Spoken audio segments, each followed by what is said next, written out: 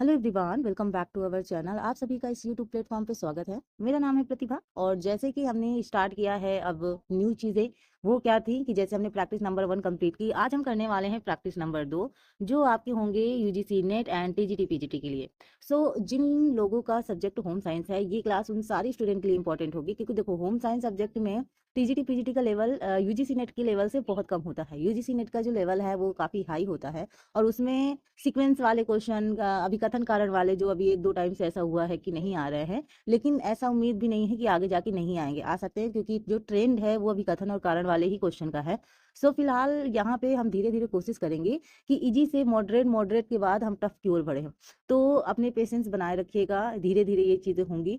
आपको उससे संबंधित भी मिलेंगी। वैसे भी मैंने ऑलरेडी यूजीसी नेट से संबंधित कई सारे क्वेश्चंस कराए हैं, उसकी मैंने प्लेलिस्ट भी बना दी है। अगर आप देखना चाहें कि उसमें किस तरीके के क्वेश्चन पूछे जाते हैं तो आप जाके देख सकते हैं। फिलहाल एक और इन्फॉर्मेशन है आप सभी के लिए। मेरा ये टेलीग्राम चैनल है जिसका नाम है होम साइंस बाई प्रतिभा शुक्ला। ठीक है, होम साइंस बाई, ठीक है, प्रतिभा शुक्ला। तो ये मेरे चैनल का नाम है जहां मैं होम साइंस से संबंधित जो भी क्लासेस होती हैं, जो भी इसके पीडीएफ होते हैं, या अगर हम कहें तो मैं क्विज भी करवाती हूँ, और ये सारी चीज़ें आपको वहाँ पे प्रोवाइड हो जाएंगी और वहाँ पे आप डिस्कशन भी कर सकते हो। कोई क्वेश्चन है आपका वो भी पूछ सकते हो। इस टेलीग्राम चैनल को ज़रूर ज्वाइन कीजिएगा। इसका जो लिंक है वो है प्रतिभा शुक्ला होम साइंस 1992। तो एक्चुअली मैंने पहले भी एक लिंक बनाया था जो इसी नाम से था, तो वो थोड़ा वर्क नहीं कर रहा था। एंड अगर लिंक वर्क ना करे तो सिंपल सा क्या कीजिएगा, इस लिंक को कॉपी करके, ठीक है, डिस्क्रिप्शन में मैं लिंक दे दूंगी, लिंक को कॉपी करके आप क्या कीजिएगा, टेलीग्राम के सर्च में पेस्ट कर दीजिएगा, तो आपको मेरा चैनल दिख जाएगा। देखो, अगर प्रैक्टिस करनी है और बेहतर करना है, इसके लिए ज़रूरी है इस चैनल से जुड़ना, जिसमें आपको हमेशा ये चीज़ें प्रोवाइड की जाएंगी। ऐसा नहीं कि मैं कुछ टाइम तक करूंगी उसके बाद ये चीज़ें छोड़ दूंगी। ये मेरा मेन सब्जेक्ट है तो इससे मैं आगे बढ़ूंगी ही, क्योंकि इसी को पढ़ाने के लिए मैं यहाँ पे आई हूँ। इस चैनल को जरूर ज्वाइन कीजिएगा और अगर आपको क्लास पसंद आए तो लाइक शेयर सब्सक्राइब कर दीजिएगा। तो चलिए स्टार्ट करते हैं आज की क्लास। पहला क्वेश्चन है, पार्कर के अनुसार मानव व्यवहार की प्रेरणात्मक मूल्य है, यानी according to Parker has the motivating value of behaviour. क्या है? आराम, स्वास्थ्य, खेल यानी रिलैक्सिंग, फिटनेस, गेम, प्रेम, ज्ञान की इच्छा, महत्वाकांक्षा, love, desire for knowledge and ambitions, उपरोक्त सभी यानी ऑल ऑफ द अबव, या इनमें से कोई नहीं, नन ऑफ दिस। इसका राइट आंसर क्या होगा? पहले आंसर देने की कोशिश कीजिए। आप जानते हैं ये जो पारकर महोदय हैं ये एक प्रसिद्ध समाजशास्त्री हैं। इन्होंने मनुष्य के जीवन के कुछ महत्वपूर्ण मूल्य बताए हैं, जिनमें से अगर हम बात करें तो उपरोक्त तो सही आंसर सही होगा, यानी आराम, स्वास्थ्य, खेल, प्रेम, ज्ञान की इच्छा, महत्वाकांक्षा, धर्म, और अगर हम बात करें सुख, कला, स्वास्थ्य, शिल्प, विज्ञान, इन सब की भी इन्होंने बात की है। तो जो राइट आंसर है वो है option number C. Next question है कठपुतली से। दो कठपुतली है, श्रव्य सामग्री यानी ऑडियो मटेरियल, दृश्य सामग्री यानी विजुअल कंटेंट, दृश्य श्रव्य सामग्री यानी ऑडियो विजुअल मटेरियल, या उपरोक्त सभी, ऑल ऑफ द अबव। इसका राइट आंसर क्या होगा? अगर हम बात करें दो कठपुतली है, वो है दृश्य श्रव्य सामग्री यानी ऑडियो विजुअल मटेरियल। किसी भी प्लानिंग या अगर विज्ञापन के प्रचार का अगर आप अच्छा साधन समझेंगे तो वो दृश्य श्रव्य सामग्री है। दृश्य मतलब क्या होता है? देखना, और श्रव्य मतलब जिसे हम सुन सकते हैं, रेडियो वगैरह। यहाँ दृश्य श्रव्य सामग्री बोथ है, जैसे हम टीवी है, टीवी को देख भी पाते हैं और सुन भी पाते हैं। अगर हम बात करें तो इसमें कठपुतली एक दृश्य श्रव्य सामग्री है, इतना याद रखिएगा, जिसमें हम क्या कर सकते हैं, जो ग्रामीण अशिक्षित जनता है या जो महिलाएं हैं उनको जानकारी प्रदान करने का ये एक अच्छा साधन माना जाता है। ठीक है। देखो, कठपुतली डांस से जो होता है तो ग्रामीण लोगों को किसी कहानी के थ्रू या मतलब कहानी के थ्रू आप कोई चीज समझा सकते हैं, किसी चीज के बारे में जानकारी दे सकते हैं, तो वो इजी तरीके से समझ जाते हैं। प्रभावी एवं वास्तविक प्रसार कार्य के लिए इसे होना चाहिए। ठीक है। ग्रामीण स्तर से प्रारंभ यानी starting from the village level, सुसंगठित यानी वेल ऑर्गेनाइज्ड, सरकार का सहयोग यानी गवर्नमेंट सपोर्ट, या पर्याप्त निधि, सफिशिएंट फंड। अगर हम बात करें प्रभावी एवं वास्तविक प्रसार कार्य के लिए इसे होना चाहिए, तो ग्रामीण स्तर से प्रारंभ यानी starting from the village level. देखो, ऐसा माना जाता है कि जो ग्रामीण जनता है यानी जो गांव में निवास करती है वो थोड़ा सा कम पढ़ी लिखी, ऐसा नहीं कह रहे हैं कि पढ़ी लिखी नहीं होती है, लेकिन थोड़ा कम पढ़ी लिखी मानी जाती है, जिसके विकास के लिए सर्वप्रथम क्या हुआ था, 1935 यानी 1935 में एक कार्यक्रम आया था जिसका नाम क्या है, ग्राम विकास कार्यक्रम। ठीक है, ग्राम विकास कार्यक्रम। तो ये ग्राम विकास कार्यक्रम लागू किया गया था, जिसमें किसी भी योजना का जो आप स्टार्टिंग करेंगे या अगर कहें तो विस्तार करेंगे तो ग्रामीण स्तर से प्रारंभ करेंगे, ठीक है, तो वो ज्यादा कारगर माना जाता है। ठीक है, ऑप्शन नंबर पहला। क्वेश्चन नंबर 4 है, निम्नलिखित में से कौन सा कार्य सरलीकरण से संबंधित नहीं है? नहीं है पूछा है, तो जब भी नहीं है वाले क्वेश्चन है उनको पहले ही आप गोला कर दो ताकि वो आपके नजर में रहें, क्योंकि कभी कभी होता है ना, हम नहीं नहीं पढ़ते ना और उसके बाद फिर सही कर जाते हैं तो वही प्रॉब्लम हो जाती है। बजट चार्ट, प्रक्रिया चार्ट यानी प्रोसेस चार्ट, फ्लो चार्ट और परिचालन चार्ट यानी ऑपरेशनल चार्ट। सो कार्य सरलीकरण से संबंधित नहीं है, ठीक है, तो वो कौन सा चार्ट है? तो अगर हम बात करेंगे क्वेश्चन नंबर 4 की, तो क्वेश्चन नंबर 4 में अगर हम बात करेंगे तो जो बजट चार्ट है वो कार्य सरलीकरण से संबंधित नहीं है। तो कौन कौन से संबंधित है कार्य सरलीकरण से? अगर हम बात करेंगे प्रक्रिया चार्ट, ठीक है, उसके बाद अगर हम बात करेंगे फ्लो चार्ट, परिचालन चार्ट, ठीक है, ये सब चार्ट आपके कार्य सरलीकरण से संबंधित है और नहीं संबंधित है आपका बजट चार्ट। ठीक है, और कार्य सरलीकरण से कई बार क्वेश्चन पूछे जा चुके हैं, इंपॉर्टेंट है, तो यूजीसी नेट में कई बार इससे रिलेटेड क्वेश्चन पूछे गए हैं। बने हुए वेस्टर्न निटेड वस्त्र को आवश्यकता नहीं होती। धुलाई की यानी वॉशिंग की, आयरन की यानी इस्त्री की, मांड की यानी स्टार्च की और इनमें से कोई नहीं। तो बने हुए वेस्टर्न निटेड वस्त्र को आवश्यकता नहीं होती है, किसकी? तो यहाँ अगर हम बात करेंगे तो इसका जो राइट आंसर होगा वो होगा मार की यानी स्टार्च की। तो बने हुए वेस्टर्न निटिड वस्त्र को मार की आवश्यकता नहीं होती है। तो वस्त्र निर्माण की एक प्रचलित विधि निटिड है। अगर हम बात करें तो निटिड एक वस्त्र निर्माण की एक प्रचलित विधि मानी जाती है। यह एक घरेलू विधि है जिसमें घर की महिलाएं सलाइयों से निटिड द्वारा क्या करती हैं, कपड़े तैयार करती हैं, और जो बने हुए कपड़े हैं उस पर मार नहीं लगाया जाता, क्योंकि अगर मार लगाओगे तो मार लगाने से कपड़े क्या हो जाते हैं, टाइट हो जाते हैं, कड़े हो जाते हैं। तो इसलिए जो ऑप्शन नंबर सी है वो सही है। नेक्स्ट क्वेश्चन की अगर हम बात करें तो खेल है, द गेम इज, वह क्रिया जिसका कोई विशिष्ट उद्देश्य नहीं होता है, यानी कोई भी स्पेसिफिक पर्पस नहीं है। वह क्रिया जो आनंदप्रद है, इंजॉयबल है। वह क्रिया जो समयबद्ध हो, यह आवश्यक नहीं है, यानी टाइम बाउंड और नॉट नेसेसरी। उपरोक्त सभी, ऑल ऑफ द अबव। तो खेल है, द गेम इज, गेम क्या है? सो इसका राइट आंसर क्या होगा? Question number 6। अगर हम बात करें यहाँ पे तो ऑप्शन नंबर डी सही है, यानी उपरोक्त सभी, ऑल ऑफ द अबव। देखो, खेल वह क्रिया है जिसका कोई विशिष्ट उद्देश्य नहीं होता है। तो कई बार हम जो गेम खेलते हैं तो वो हम अपने आनंद के लिए खेलते हैं, खुशी के लिए खेलते हैं, इंजॉय करने के लिए खेलते हैं। उसमें कोई ऐसा नहीं है कि हम गेम खेल रहे हैं तो किसी पर्पस को ही पूरा करने के लिए कर रहे हैं। वह क्रिया जो आनंदप्रद है, हम इंजॉय करते हैं, मानसिक संतुष्टि प्राप्त होती है हमें इसको करने में। वह क्रिया जो समयबद्ध हो, यह आवश्यक नहीं। आप जानते हैं बचपन से लगा के जब भी आप गेम खेलते रहो तो उसमें आप घड़ी कभी नहीं देखते हो कि इतने बजे से मुझे इतने बजे तक ही खेलना है और आप उतने बजे तक ही खेलते हो, ऐसा होता ही नहीं है। जब हम कोई भी खेल खेलना शुरू करते हैं, गेम करना शुरू करते हैं, तो उसमें टाइम कब कितना चला जाए किसी को कुछ पता नहीं। बस जब तक हमारा मन थक ना जाए कि भाई अब नहीं खेलना है, मैं थक चुकी हूँ, तब तक हम उसको खेलते रहते हैं। क्योंकि गेम खेलने में ना हमें मानसिक संतुष्टि मिलती है, माइंड रिलैक्स रहता है, मजा आता है, एंड एनर्जी जब तक हमारे मतलब रहती है बॉडी में, तब तक हम गेम खेलते रहते हैं। जब एनर्जी लूज हुई कि भाई अब थक गए, अब हमसे नहीं होगा, उसके बाद ही हम गेम खेलना छोड़ते हैं। लेकिन बच्चों को वो भी नहीं है, बच्चे थकते ही नहीं है जैसे, है ना। सो इसका जो राइट आंसर है वो है ऑप्शन नंबर आपका डी। तो यहाँ अगर मैं बात करूंगी तो यहाँ कबूतर बहुत है मेरे आसपास और यही मेरे आसपास उड़ रहे हैं। प्यारे लगते हैं सुबह सुबह कबूतर देखने में। चलिए, फिलहाल अगर बात करेंगे तो सभी प्राकृतिक तंतु केवल डैश डैश डैश के अतिरिक्त स्टेबल तंतु हैं। ऊन यानी वूल, रेशम यानी सिल्क, कपास, कॉटन, लीलन, ठीक है। तो सभी प्राकृतिक तंतु केवल के अतिरिक्त स्टेबल तंतु हैं। सो यहाँ अगर हम बात करें क्वेश्चन नंबर 7 की, सो जो आपका राइट आंसर होगा वो 7 का राइट आंसर है रेशम यानी सिल्क। तो अगर हम बात करें यहाँ पे तो सभी प्राकृतिक तंतु केवल रेशम के अतिरिक्त क्या है, स्टेपल, स्टेपल है, ठीक है। स्टेबल की जगह स्टेपल कर लीजिएगा, सॉरी रुको, क्या होगा, स्टेपल, ठीक। सो अगर हम बात करें तो सभी प्राकृतिक तंतु केवल रेशम के अतिरिक्त स्टेपल तंतु हैं। रेशम प्राकृतिक रेशों में सबसे अधिक लंबा होता है। अगर हम बात करें तो यहाँ जिसकी लंबाई की अगर बात करें तो 800 से 1200 मीटर, ठीक है, 800 से 1200 मीटर तक होती है, जिससे चिकने चमकदार वस्त्र बनाए जाते हैं। ये रेशम के बारे में।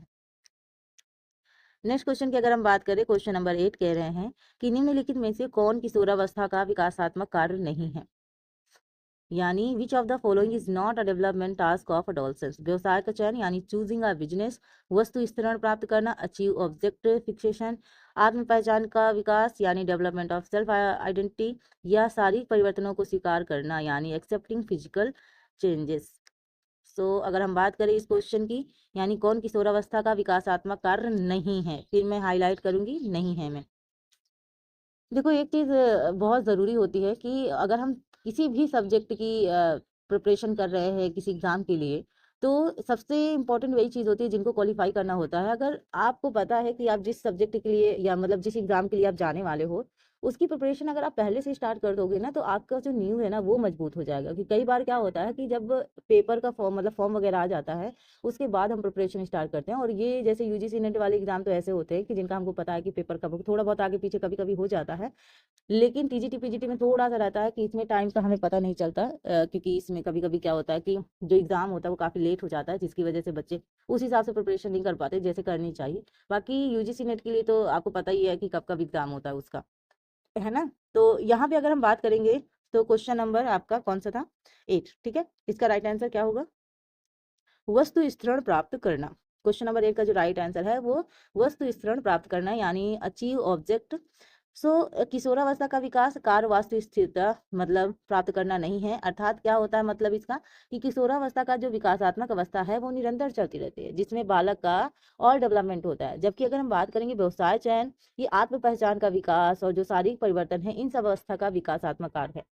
यहाँ पे एक चीज याद रखिएगा, ये जो किशोरावस्था होती है, ये जो अडोलसेंस होती है, तनाव और तूफान की अवस्था होती है।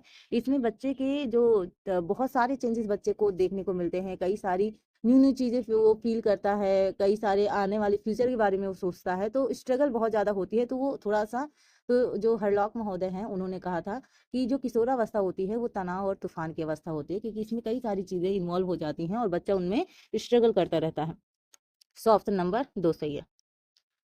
क्वेश्चन नंबर अगर 9 की बात करें तो बालक की प्रारंभिक सामाजिक विकास का आधारित कारक है उसकी शारीरिक स्थिति यानी फिजिकल कंडीशन, उसकी वंशानुगत विशेषताएं यानी हेरिडिटी, अगर हम बात करें उसकी सामाजिक अंतःक्रिया यानी सोशल इंटरेक्शन, और उसकी मानसिक स्थिति यानी मेंटल स्टेज। क्वेश्चन नंबर 9 का आंसर क्या होगा कि बालक की प्रारंभिक सामाजिक विकास का आधारित कारक है।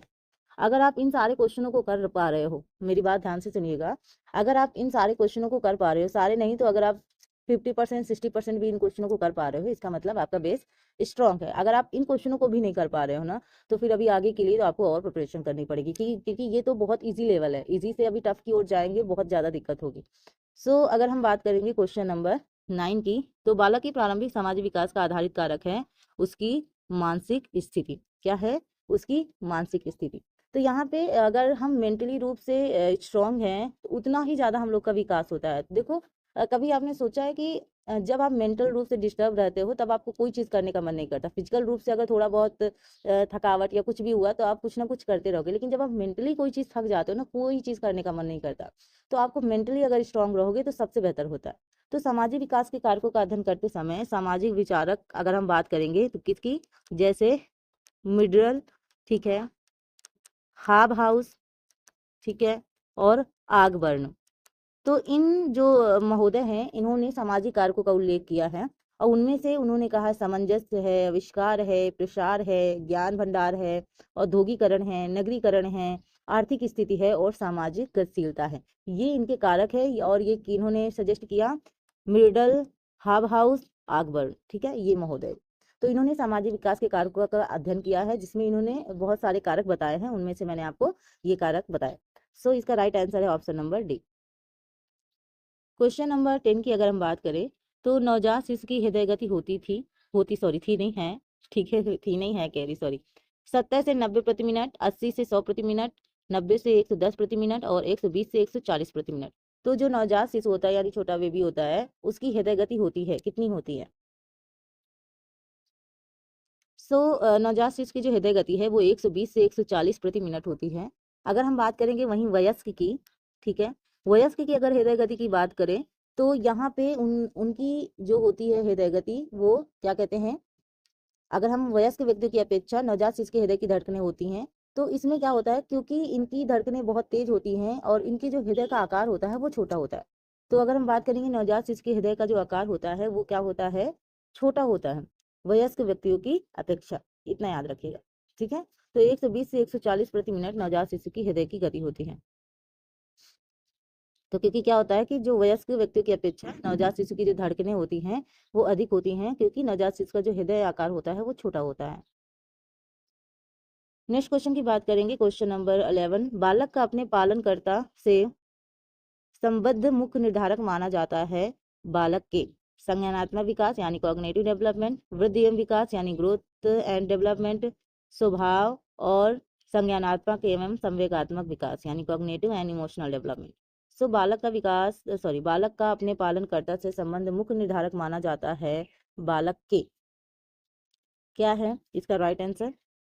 तो यहाँ अगर हम बात करें तो राइट आंसर है संज्ञानात्मक एवं संवेगात्मक विकास। तो cognitive and emotional development, cognitive मतलब क्या होता है, संज्ञान यानी जब आप दिमाग से सोचना स्टार्ट करते हो। संवेगात्मक मतलब होता है जब आप भावात्मक रूप से, संवेगात्मक रूप से, इमोशनल रूप से सोचते हो।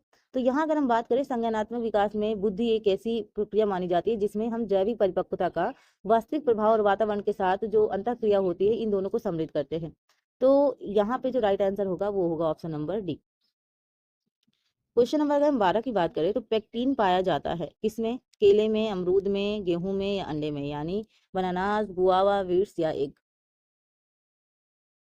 सो यहाँ राइट आंसर की बात करेंगे तो राइट आंसर होगा आपका अमरूद। ठीक है, क्वेश्चन नंबर 12 का राइट आंसर होगा आपका अमरूद। ठीक है, तो यहाँ एक चीज याद रखिए, पेक्टिन सामान्यतः नींबू प्रजाति फल जैसे अमरूद हो गया, सेब हो गया, गुसबेरी हो गया, किन्स हो गया, इन सब में पाया जाने वाला एक पॉलीसेकेराइड स्टार्च है। ठीक है, तो इन फलों के कोशिका भित्तियों में पाया जाता है। इसे लगभग 220 डिग्री फ़ारेनहाइट पर पकाकर इसमें अम्ल तथा जो शुगर की मात्रा मिलाकर हम क्या बनाते हैं, जेली बनाई जाती है। और अगर हम बात करें जिसका प्रयोग जेली और जैम बनाने के लिए एजेंट के रूप में किया जाता है, जेली और जैम वगैरह हम बनाने के लिए इसका यूज करते हैं। ठीक है, तो ऑप्शन नंबर बी सही है।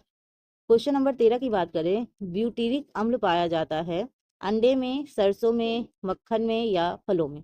तो ब्यूटीरिक अम्ल किसमें पाया जाता है, तो ब्यूटीरिक अम्ल की बात करें तो मक्खन में पाया जाता है, किसमें, बटर में। सो ब्यूटीरिक एसिड क्या है, लाल्यूटेनोइक। ठीक है, क्या है, याल्यूटेनोइक। ठीक है, एसिड जंतुओं एवं कुछ वनस्पतिक तेलों में एस्टर के रूप में पाया जाने वाला एक वसीय अम्ल है। ये एक ट्राइग्लिसराइड के रूप में क्या होता है, ट्राइग्लिसराइड के रूप में मक्खन में 3 से लगभग 4% तक पाया जाता है। जब मक्खन बासी हो जाता है तो उसके जो जल अपघटन से ये ग्लिसराइड से मुक्त हो जाता है, जिससे क्या होता है, एक अजीब सी गंध उत्पन्न होती है। तो मक्खन दुग्ध उत्पाद है, हम जब दूध को वो करते हैं तब मक्खन बनता है। जो दही, खमीरीकरण, क्रीम या दूध को मथकर बनाया जाता है, इतना तो जानते हैं, मक्खन हम गाँव में बहुत बनाते थे। सो मक्खन बनाने का जो क्रम है, मक्खन बनाते हैं फिर मट्ठा निकलता है अलग, तो ये जो चीजें होती है अलग होती है। तो यहाँ बात करेंगे तो यहाँ हमने क्या कहा कि ब्यूटारिक एसिड, लाल्यूटेनोइक एसिड जंतु एवं वस्तु जो मटर होता है, तेल होता है, उसमें एस्टर के रूप में पाया जाने वाला एक वसीय अम्ल होता है। तो यहाँ जो राइट आंसर है वो कौन सा था, ऑप्शन नंबर सी, मक्खन में।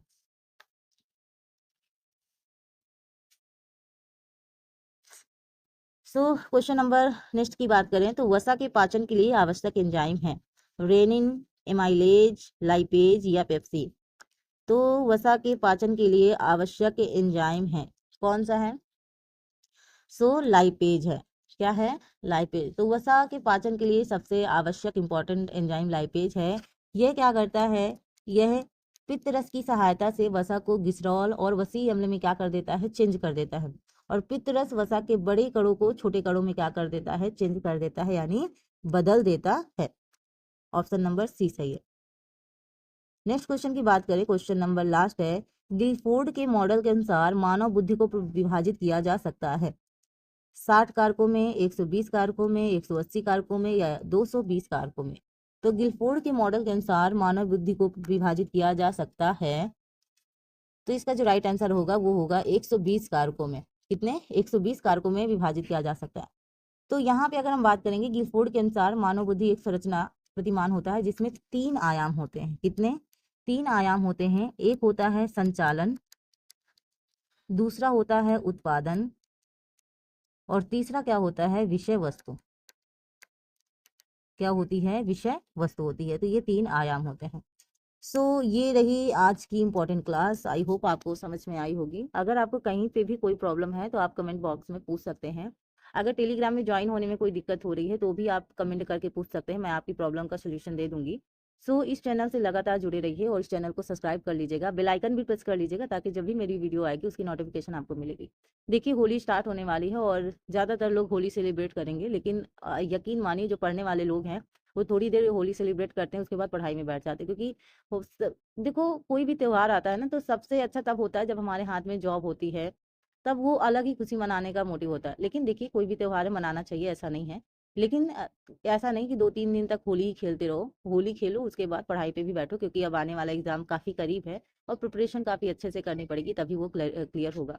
तो अगर आप चाहते हैं कि आपको इनसे संबंधी, यकीन मानिएगा होम साइंस से संबंधी वीडियो आपको यहीं मिल जाएंगी कंप्लीटली। अगर मैं बात करूंगी तो डेली तो नहीं डाल पाती इस चीज़ के लिए, लेकिन मैं लगभग कोशिश करती हूँ कि मैं आपके लिए डेली क्लासेस प्रोवाइड कर पाऊँ। थोड़ा सा पॉसिबल नहीं हो पाता, क्योंकि आपको मैं वैसे भी बता चुकी हूँ कि मैं अकेले करती हूँ सारा काम, वो चाहे पीडीएफ हो, चाहे क्विज बनाना हो, चाहे क्लास लेना हो। मेरे साथ फिलहाल कोई नहीं है।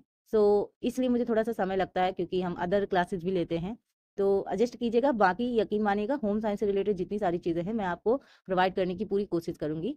तो अगर आपको ये क्लास पसंद आए तो लाइक शेयर सब्सक्राइब जरूर कीजिएगा। मिलते हैं अपनी नेक्स्ट वीडियो में, तब तक के लिए thank you for watching. Thank you so much.